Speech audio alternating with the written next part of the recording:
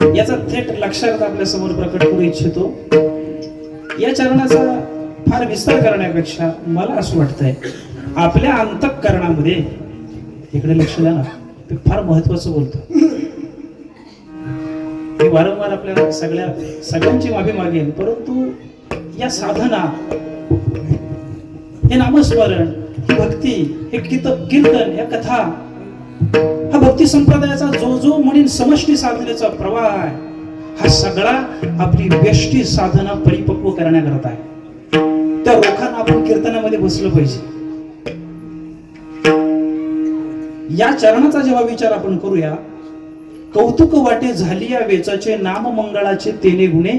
तुकाराम महाराज आपल्या स्वतःचं डायग्नोसिस करतात, स्वतःचं परीक्षण करतात की ज्याच्यासाठी मी अट्टहास केला होता ते मला प्राप्त झालं, पण कशामुळे झालं?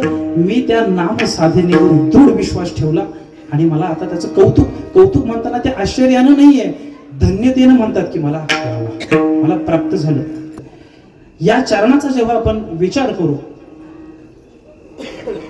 या चरणातून आपल्याला हा संदेश आहे किंवा आपल्याला हा संदेश मिळू शकतो. आपण आपल्या जीवनात जी काही साधना करतो, कशा करता करतोय? सुखासाठी, समाधानासाठी, शांतीसाठी, पूर्णत्वासाठी, तृप्तीसाठी. तुकोबारायाच्या वचनाचा आधार घेतला तर तृष्णेचा नाश करण्यासाठी, तहान पूर्ण करण्यासाठी, आशा समोर खणून काढण्यासाठी, अपेक्षा विरहित निरपेक्ष जीवन साध्य आपल्याला व्हावं आणि त्या निरपेक्षतेतून, निष्पक्षतेतून, निष्कामतेतून आपल्याला शांती मिळावी, म्हणून आपल्याला हा संदेश आहे. आपण जे काही साधना करतोय, जे काही नामस्मरण असेल, चिंतन असेल, ध्यान असेल, धारणा असेल, वारी असेल, समष्टीमधलं भजन, प्रवचन, कीर्तन, जय श्रवण, मृदंगाची सेवा, गायनाची सेवा, या सगळ्या साधनेतून आपण आपलं परीक्षण केलं पाहिजे.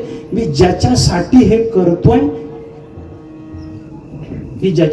करतोय, या कारणानं ते मला मिळतंय काय? एवढाच आपण या चरणातून आपल्याला संदेश घ्यायचा आहे. विठ्ठल विठ्ठल.